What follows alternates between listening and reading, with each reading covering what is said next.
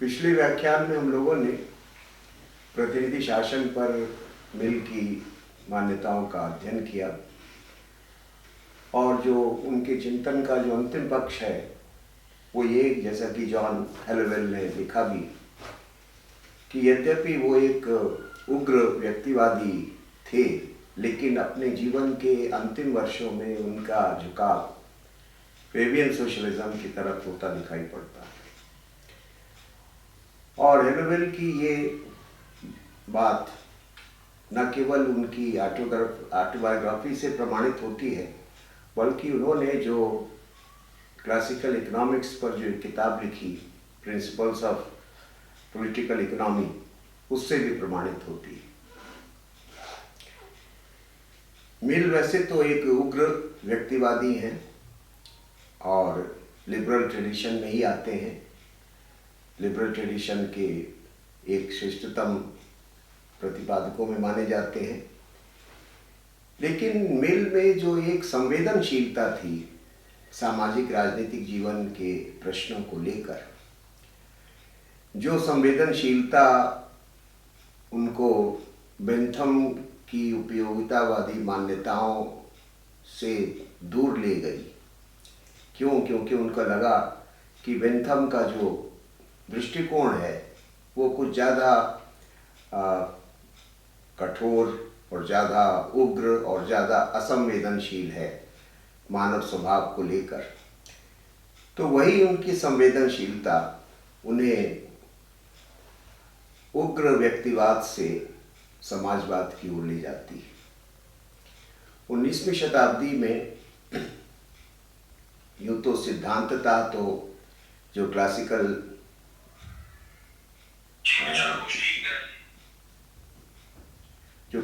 Economic theory है उसका ही चलन था। मिल भी रिकार्डो से बहुत प्रभावित थे, जो कि एक क्लासिकल इकोनॉमिस्ट थे। लेकिन धीरे धीरे मिल ने यह अनुभव किया कि जिस प्रकार के इंडिविजुअलिज्म या लिबरलिज्म का वो प्रतिपादन कर रहे हैं, उस दृष्टिकोण को अब परिवर्तित होती परिस्थितियों में संशोधित करने की आवश्यकता है। और वो परिवर्तन इसलिए अपेक्षित था कि क्योंकि पूंजीवाद और उद्योगवाद की जो विकृतियां हैं वो बहुत खुल के अब सामने आ रही थी, और किस प्रकार से पूंजीवाद और उद्योगवाद का एक अमानवीय पक्ष भी है कि जहां मजदूरों की जो हालत है वो बिगड़ रही है, समाज के जो विभिन्न वर्ग हैं उनकी आर्थिक स्थिति में गिरावट आ रही है, किसानों से उनकी ज़मीनें छीनी जा रही हैं। तो इन सब चीज़ों को लेकर मिल बहुत संवेदनशील थे, और इसलिए उन्होंने अपनी पुस्तक प्रिंसिपल्स ऑफ पॉलिटिकल इकोनॉमी में कुछ, जिसको कहते हैं कि फेबियन सोशलिस्ट जो मान्यताएं थीं, जो कि आगे चल के प्रतिपादित की गईं, उस तरह की कुछ मान्यताओं का प्रतिपादन उन्होंने किया। उदाहरण के लिए उन्होंने कहा कि जो समाज की बुनियादी जो उत्पादन के साधन है, जो बेसिक मीन्स ऑफ प्रोडक्शन है, उनके ऊपर स्टेट ओनरशिप होनी चाहिए, ऐसा मिल ने दृष्टिकोण प्रतिपादित किया। इसी तरह से उन्होंने राज्य के हस्तक्षेप का समर्थन किया शिक्षा के क्षेत्र में या किन्हीं आर्थिक सुधारों के क्षेत्र में। तो ये सब जो मिल की मान्यताएं थी, वे उनके उग्र व्यक्तिवाद या उग्र उदारवादी चिंतन से भिन्न प्रकार की थी, और इन मान्यताओं के द्वारा उन्होंने समाजवाद के कुछ तत्वों को अंगीकार किया, यानी मजदूरों की, किसानों की या समाज के दूसरे कमज़ोर वर्गों की शिक्षा के प्रश्न को लेकर, उनकी आर्थिक स्थिति को सुधारने के प्रश्न को लेकर, फैक्ट्री मैनेजमेंट में उनकी भागीदारी को लेकर, लैंड ओनरशिप को लेकर जो दृष्टिकोण मिल ने प्रतिपादित किया, वो फेबियन सोशलिस्ट व्यू पॉइंट है, जिसका आगे चल के एक अलग विचारधारा के रूप में प्रतिपादन किया गया और जिसका गढ़ भी इंग्लैंड ही था, 19वीं शताब्दी का इंग्लैंड ही था। तो इसलिए मिल एक ऐसे उदारवादी हैं जो कि अपने जीवन के उत्तरार्ध में समाजवाद की ओर मुड़ते दिखाई पड़ते। तो एक पक्ष ये भी मिल, क्योंकि उन्होंने जब स्वतंत्रता का समर्थन किया और हैप्पीनेस या लिबर्टी की जो बात की, तो उनको लगा कि ये दोनों चीज़ें इंडस्ट्रियल सोसाइटी की जो बुराइयां हैं उनमें कॉम्प्रोमाइज़ हो रही हैं। लिबर्टी के ऊपर भी प्रतिकूल असर पड़ रहा है और हैप्पीनेस के ऊपर भी प्रतिकूल असर पड़ रहा है। तो इसलिए इन मान्यताओं को सुरक्षित रखा जाए, उसके लिए राज्य की भूमिका का विस्तार होना आवश्यक है, राज्य का इंटरवेंशन आवश्यक है। तो वो मिल जो कि अभी तक राज्य को लेज़र फेयर स्टेट के जो प्रतिपादक थे, वो मिल अब थोड़े कलेक्टिविस्ट व्यू पॉइंट को अंगीकार करते हुए दिखाई पड़ते। तो इसलिए हेलोवेल ने कहा कि उनके जीवन के पूर्वार्ध में तो हमें उग्र व्यक्तिवाद और उदारवाद देखने को मिलता है, लेकिन उनके जीवन के उत्तरार्ध में फेबियन समाजवाद का स्पष्ट प्रभाव मिल के चिंतन पर दिखाई पड़ता है।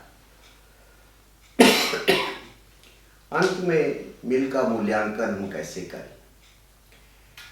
मिल के आलोचक भी बहुत से हुए और बड़ी कटु आलोचनाएं भी मिल की हुई, लेकिन राजनीतिक चिंतन के इतिहास में, विशेषतः उदारवादी चिंतन के विकास में मिल की महत्वपूर्ण भूमिका को भी विद्वानों ने स्वीकार किया है।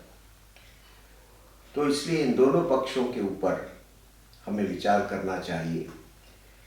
और इस संदर्भ में प्रोफेसर हेरल्ड लास्की ने मिल के चिंतन की जो एक उसका जो मूल स्वरूप है, उसके विषय में कुछ महत्वपूर्ण बातें कही हैं, उनसे हम बात को शुरू कर सकते हैं। हेरल्ड लास्की ने लिखा है, no one can appreciate Mill who does not realise how wide are the influences which went into formation of his thought. Not merely Bentham and James Mill, but Coleridge and Saint Simon, Comte and Tocqueville were streams that emptied themselves into Central Ocean. Laski का कहने का आशय ये है कि अगर हमें मिल को भली प्रकार से समझना है,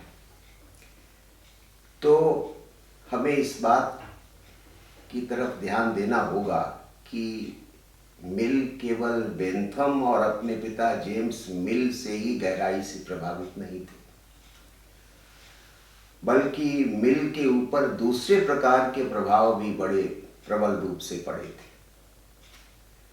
जैसे कि वर्ड्सवर्थ, जिनकी रचनाओं का अध्ययन करते हुए वे अपने उस मेंटल क्राइसिस से बाहर आए, जो कि युवावस्था में जिसने उनके ऊपर आक्रमण किया था। तो मिल ने लिखा है कि उस मेंटल क्राइसिस से मुझे वापस बाहर लाने में वर्ड्सवर्थ की रचनाओं का बहुत बड़ा योगदान था।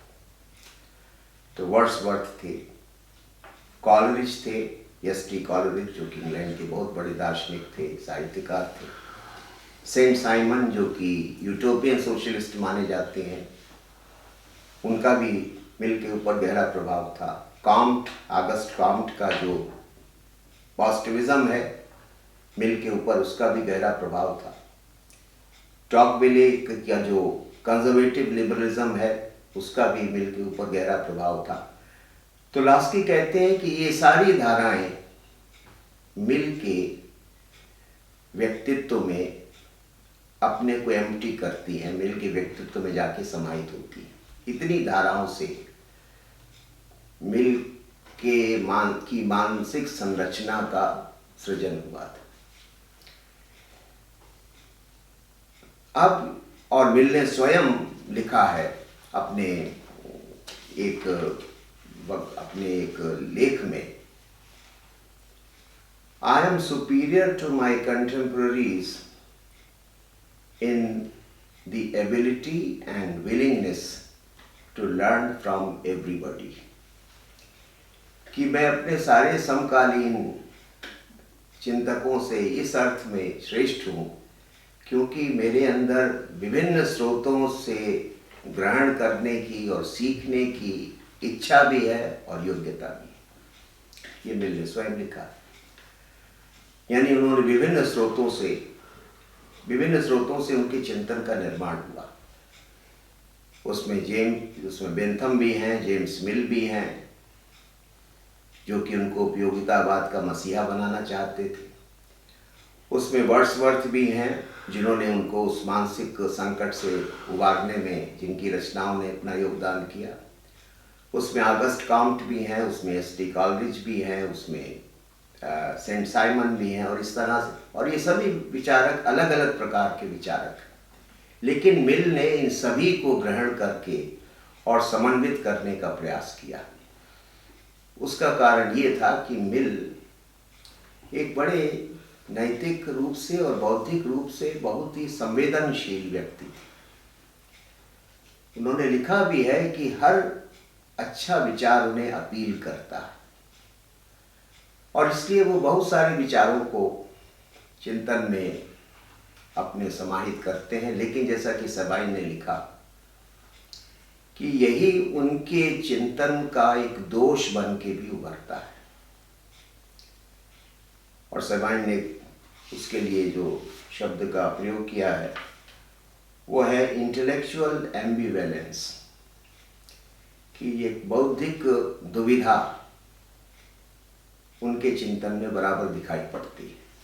क्यों? क्योंकि इतने डाइवर्स और अपोजिट सोर्सेस से वो चीज़ों को ग्रहण कर रहे हैं, और वो संवेदनशील इतने हैं कि हर आइडिया के साथ निष्ठावान होते हुए भी दिखना चाहते हैं। जैसे बावजूद इसके कि वो बेंथम और अपने पिता के उपयोगितावाद से को उन्होंने अंततः परित्याग ही कर दिया, लेकिन फिर भी वो यूटिलिटेरियन प्रिंसिपल की बात बराबर करते रहे। उपयोगितावादी सिद्धांत के संदर्भ में बहुत सारी चीज़ों की चर्चा वो करते रहे। अब पिता के प्रति निष्ठा, अपने गुरु के प्रति निष्ठा और वैचारिक ईमानदारी, ये इसी में वो झूलते रहे, इसके बीच वो झूलते रहे।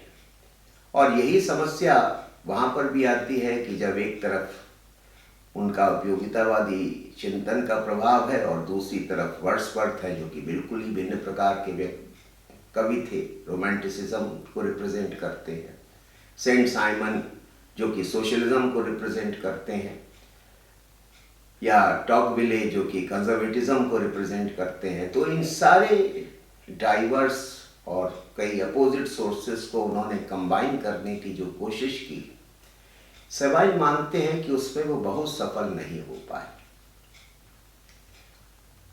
और उनकी ईमानदारी, वैचारिक ईमानदारी, इंटेलेक्चुअल इंटेग्रिटी तो निश्चित रूप से इससे प्रमाणित होती है कि वो किसी डॉगमेटिज्म के शिकार नहीं हुए।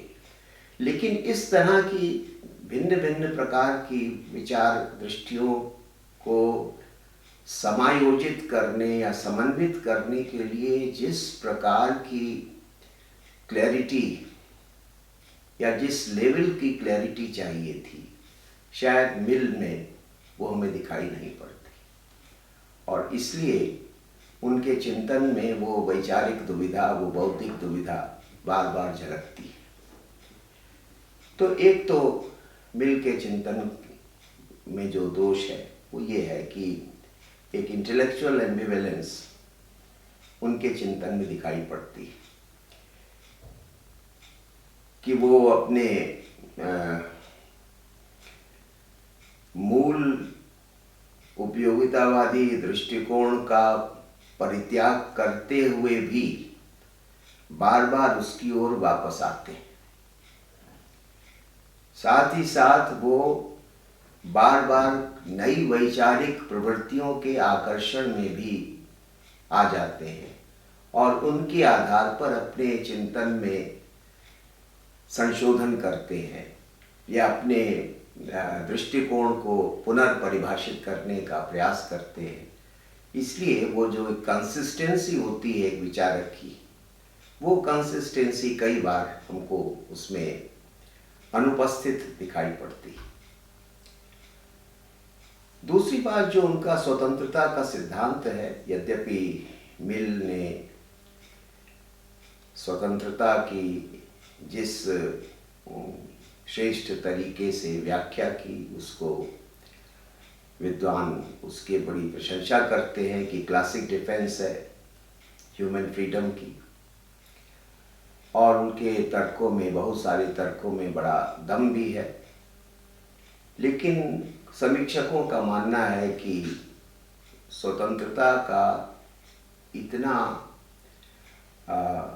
अतिशयोक्तिपूर्ण समर्थन, इतना एग्जिगरेटेड डिफेंस जो लिबर्टी की है, उससे कुछ समस्याएं भी पैदा होती हैं। उदाहरण के तौर से पहली समस्या ये पैदा होती है कि जैसे ऐसा लगता है कि जैसे कि मिल एक्सेंट्रिसिटी को अपने आप में साध्य मानते हैं, क्योंकि जब वो कहते हैं कि हर विचार का प्रकटन होना चाहिए, हर विचार की अभिव्यक्ति होनी चाहिए, किसी भी विचार का दमन नहीं होना चाहिए, वो विचार चाहे कितना भी अटपटा हो, कितना भी सनकपूर्ण हो,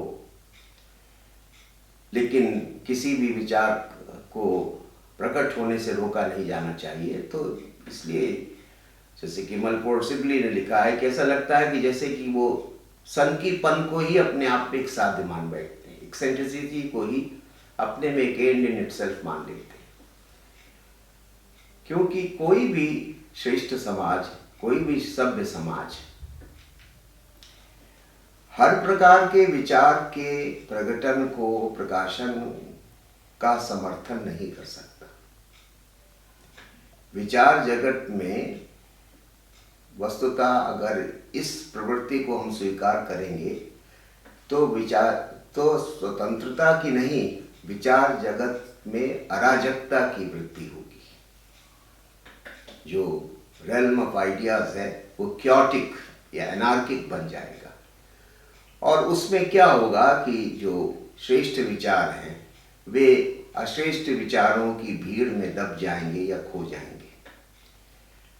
तो इसलिए विचार के क्षेत्र में पूर्ण स्वतंत्रता तो मनुष्य और समाज के लिए हितकारी नहीं। तो एक तो ये प्रश्न है कि मिल स्वतंत्रता, और जैसा कि हम लोग जानते हैं कि ये हमेशा माना गया है कि कोई भी freedom of thought and expression, उस freedom of thought and expression की अपनी लिमिट्स होती हैं। संसार में हर चीज़ की मर्यादाएं हैं, सीमाएं हैं। जब कोई चीज़ सीमा और मर्यादा में रहती है तभी वो अपने सम्यक रूप में हमारे सामने आती है। लेकिन इसी तरह से विचार के क्षेत्र में, अभिव्यक्ति के क्षेत्र में भी होनी चाहिए। तो एक तो बात ये है। दूसरी बात यह है कि जो उन्होंने मनुष्य की जिस प्रकार से जो एक तरह से जो ह्यूमन नेचर को जो डिवाइड कर दिया, एक शीज़्म पैदा कर दी पर्सनालिटी में, सेल्फ रिगार्डिंग और अदर रिगार्डिंग की मान्यताओं का प्रतिपादन करके, कि हमारे कुछ कार्य आत्म विषयक होते हैं, कुछ कार्य हमारे पर विषयक होते हैं, कुछ कार्यों का प्रभाव केवल हम पर पड़ता है, कुछ कार्यों का प्रभाव समाज पे पड़ता है। ये जो शीज़्म उन्होंने एक दरार पैदा की मनुष्य के व्यक्तित्व में, ये दरार तो निंदनीय है, रिप्रिहेंसिबल है, क्योंकि ऐसा तो होता नहीं। मनुष्य का जो व्यक्तित्व है वो संपूर्णता में होता है, और इसलिए हमारे हर कार्य का प्रभाव न्यूनाधिक रूप से हमारे आस पड़ोस पर भी और हमारे समाज पर भी पड़ता ही पड़ता है।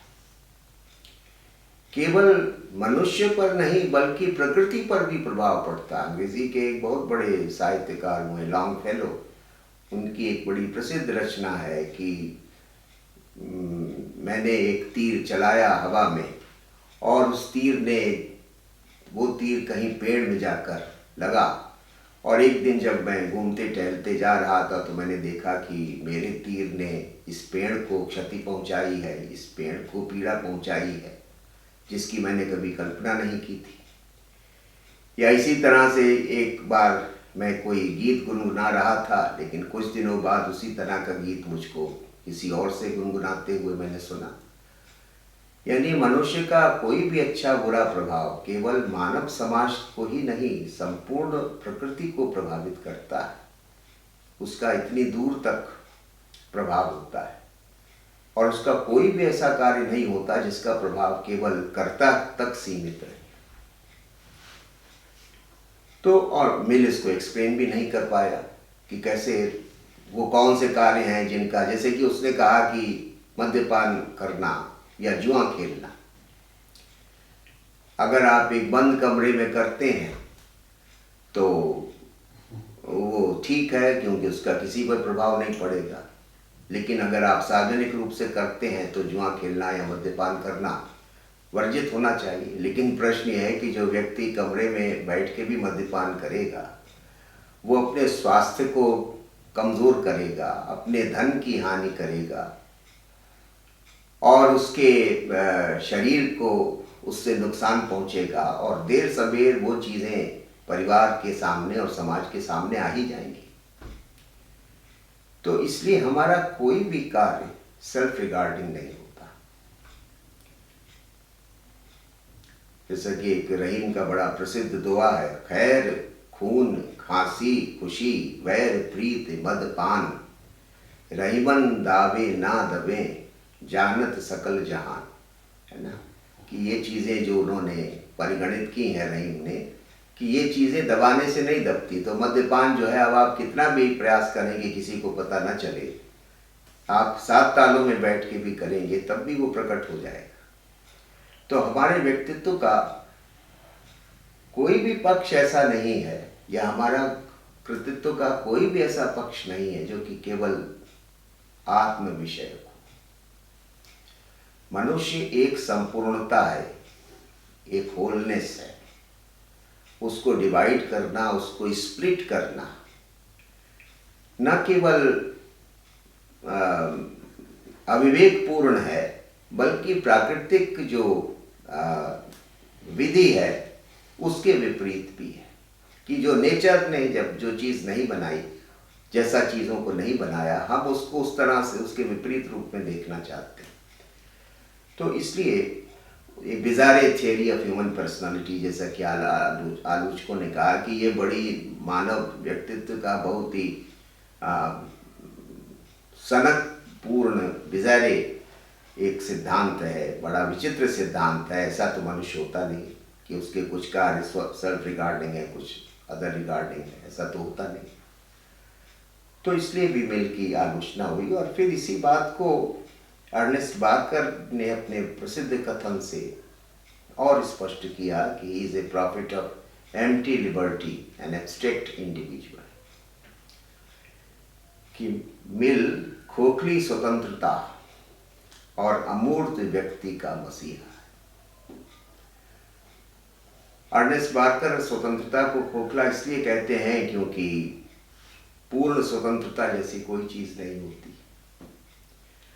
हर स्वतंत्रता की सीमाएं होती हैं, उसके रीजनेबल रिस्ट्रिक्शंस होते हैं, उसकी रीजनेबल लिमिटेशंस होती हैं। कोई भी स्वतंत्रता पूर्ण नहीं होती। मानव जीवन में किसी भी वस्तु का उपभोग पूर्णता में नहीं किया जा सकता, अन्यथा उसके दुष्परिणाम होते हैं। इसी तरह से जिस प्रकार के मनुष्य का चित्र मिल की रचनाओं से सामने आता है, जो उसकी थियरी ऑफ ह्यूमन पर्सनालिटी आती है, वो एक एब्स्ट्रैक्ट है। ऐसा मनुष्य तो होता नहीं कि जिसके कुछ कार्यों का प्रभाव समाज पे पड़ता है और कुछ का नहीं पड़ता। ऐसा तो कोई मनुष्य होता नहीं। ऐसा मनुष्य तो केवल आप अमूर्त रूप से गढ़ सकते हैं, जो हाड़ मांस का मनुष्य है इस वास्तविक संसार का, वो तो इस प्रकार का होता नहीं। तो इसलिए बार्कर ने कहा कि उसने जिस स्वतंत्रता का प्रतिपादन किया है वो एम्प्टी है, खोखली है, क्योंकि absence of restraint is not freedom. प्रतिबंधों का अभाव स्वतंत्रता नहीं है, पहली बात तो ये। और दूसरी बात, हर स्वतंत्रता पर उचित मर्यादाएं, उचित प्रतिबंध होते हैं, समाज की दृष्टि से के समाज के कल्याण की दृष्टि से भी और व्यक्ति के कल्याण की दृष्टि से भी।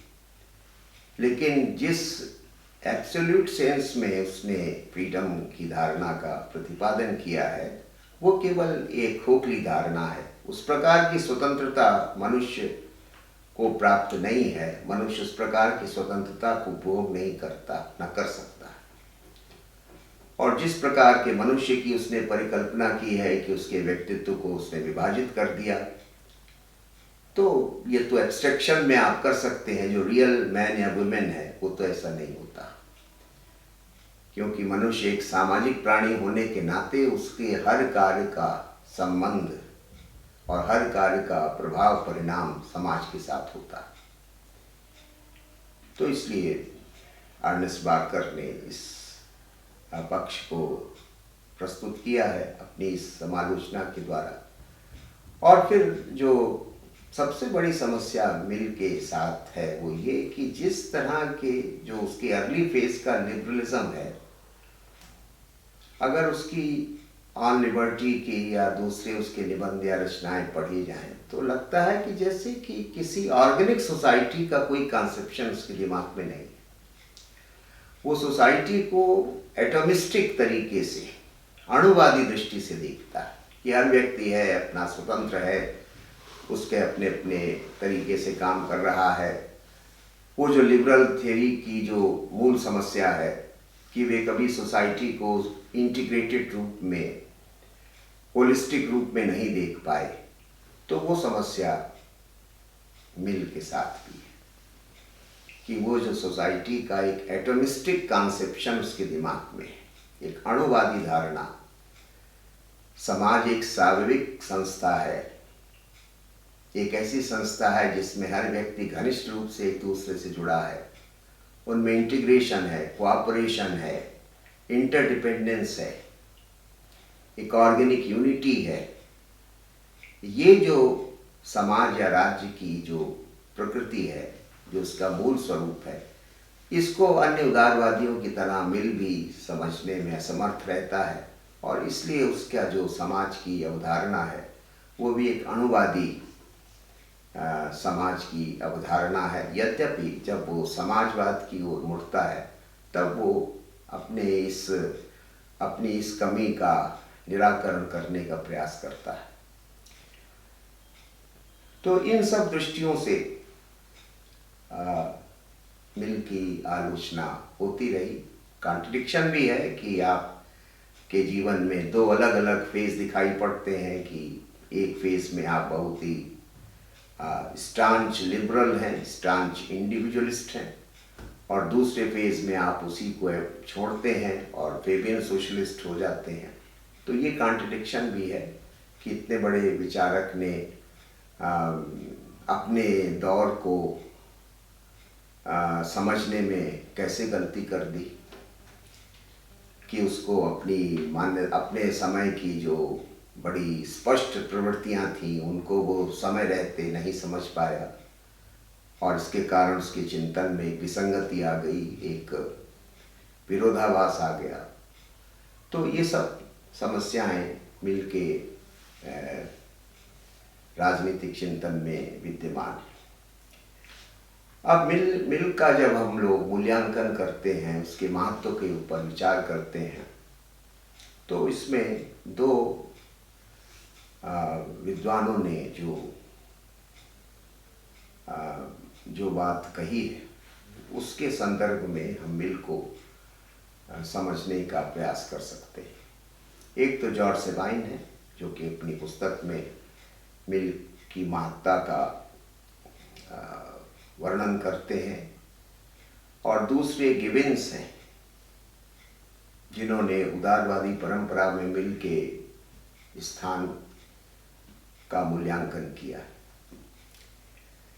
गिबन्स कहते हैं कि मिल एक ट्रांजिशनल थिंकर है। Mill was a transitional thinker between the old and new, laissez-faire and collectivist forms of liberalism। कि मिल पुराने उदारवाद और नए उभरते उदारवाद के संधि काल का विचारक। लॉक वगैरह का जो उदारवाद था, जो कि जिसको कि ओल्ड लिबरलिज्म कहा जाता है, जिसमें व्यक्ति और समाज को एक विशिष्ट दृष्टि से देखा गया, हमें उस प्रकार की दृष्टि भी मिल में प्राप्त होती है। यानी ओल्ड लिबरल वैल्यूज भी हमें मिल में प्राप्त होती हैं, खासतौर से जो इंडिविजुअल की डिग्निटी या इंडिविजुअल की फ्रीडम पर एम्फेसिस करना, और इसलिए स्टेट की लिमिटेशंस को बताना कि राज्य और समाज का कम से कम हस्तक्षेप होना चाहिए। तो ये जो ओल्ड लिबरल वैल्यूज़ हैं ये भी मिल में विद्यमान है, लेकिन साथ साथ जो नई लिबरल वैल्यूज़ जो इमर्ज कर रही थी वो भी मिल में विद्यमान है। और वो थी कि स्टेट के रोल को रिकंसीडर किया जा रहा था। आगे चल के टी.एच. ग्रीन और एल.टी. हाउस में ये चीज़ और स्पष्ट रूप से सामने आई। लेकिन जो काम आगे चल के टी.एच. ग्रीन ने या एल.टी. हाउस ने स्पष्ट रूप से किया कि राज्य की महत्ता को रेखांकित किया, समाज की महत्ता को रेखांकित किया, और इस तरह से उदारवाद को एक नया धरातल प्रदान किया, लेकिन उसकी शुरुआत मिल के साथ हो जाती है। क्योंकि जब वो समाजवाद की ओर मुड़ता है तो वो समझ लेता है कि भाई जो व्यक्ति अकेले अपना कल्याण करने में समर्थ नहीं होता, और राज्य की एक भूमिका होती है व्यक्ति के आनंद की वृद्धि करने में, व्यक्ति की स्वतंत्रता की वृद्धि करने में, व्यक्ति को शोषण से बचाने में, और इस भूमिका को प्रिंसिपल्स ऑफ पॉलिटिकल इकोनॉमी में वो स्पष्ट रूप से रेखांकित करता है।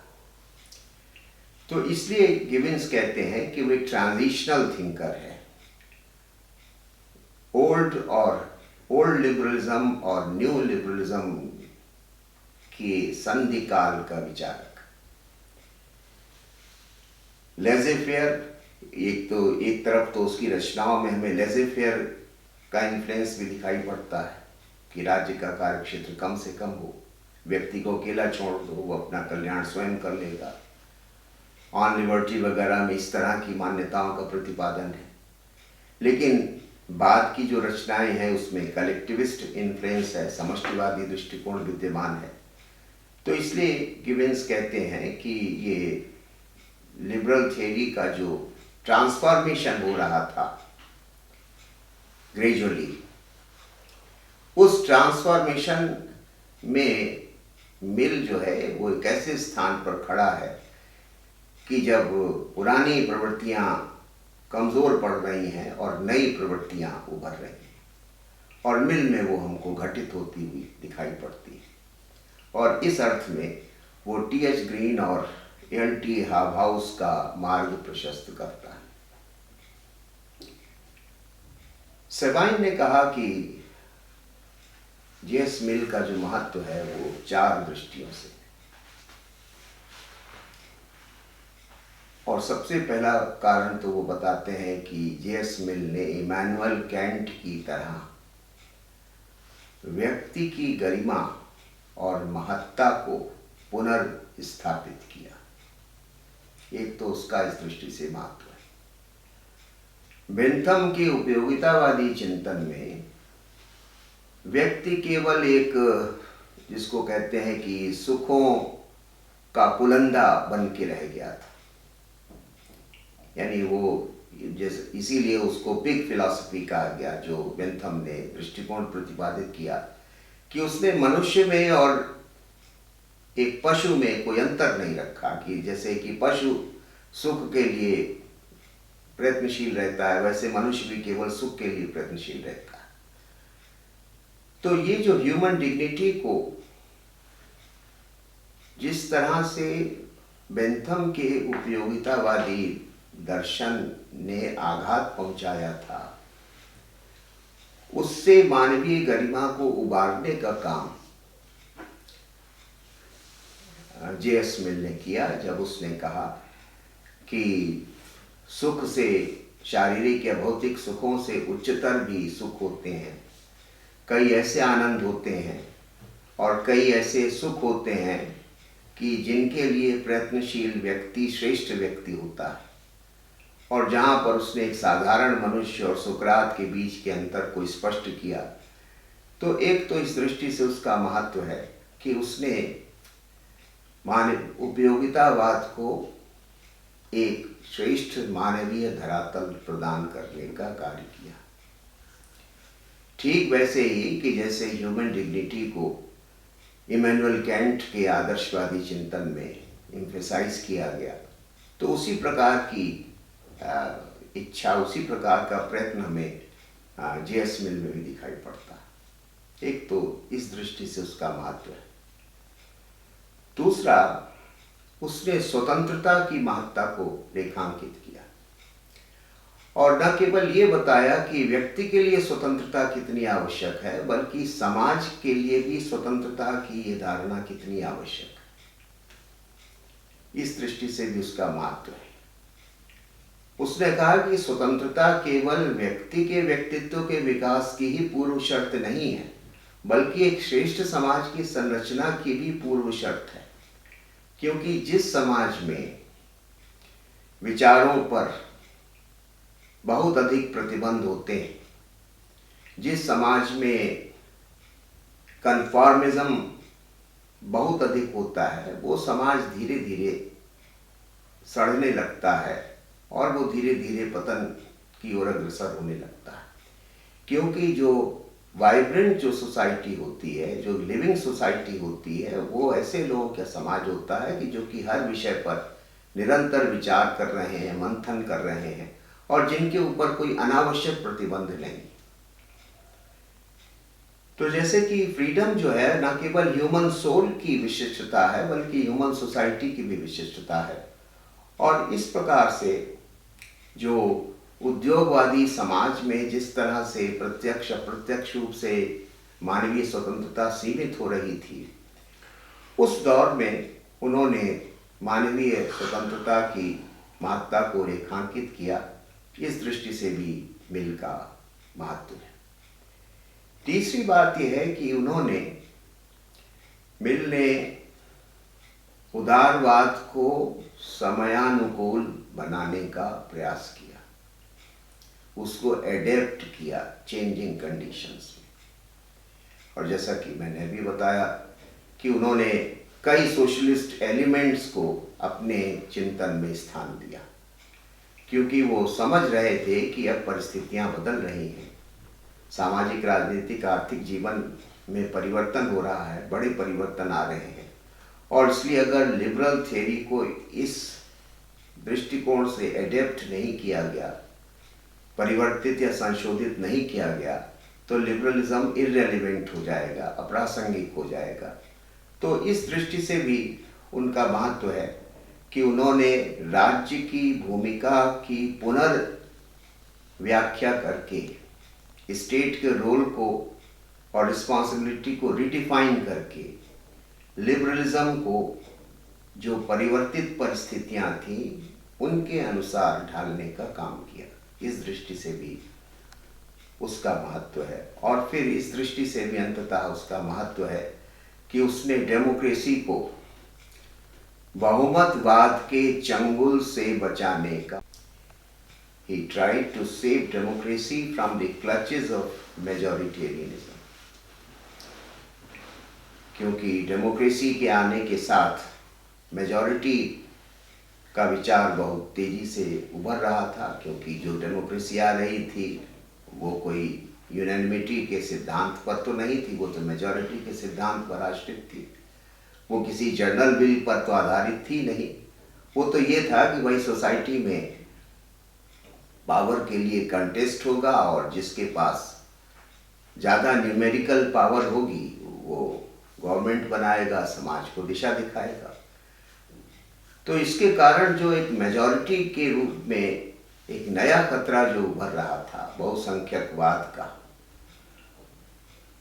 मिल की महत्ता इस बात में भी है कि उसने उस खतरे से आगाह ही नहीं किया बल्कि उससे बचने के उपाय भी बताए कि किस प्रकार से डेमोक्रेसी को एक मजबूत आधार दिया जा सकता है और एक ऐसा तंत्र बनाया जा सकता है जो कि अल्पसंख्यक, बहुसंख्यक, साधारण व्यक्ति, विशिष्ट व्यक्ति सभी के लिए कल्याणकारी हो और जिस कारण डेमोक्रेसी जो है वो डिजेनरेट ना हो, उसमें उसका पतन ना हो, इस सब से रक्षा करने का कार्य भी जेस मिल ने किया। तो सेबाइन के अनुसार इन 4 दृष्टियों से जेस मिल के चिंतन का, राजनीतिक चिंतन का महत्व है। तो ये सब पक्ष हैं जो कि चिंतन उसके जेस मिल के चिंतन के संदर्भ में विचारणीय है। अन्य पक्षों पर हम लोग आगे विचार करेंगे।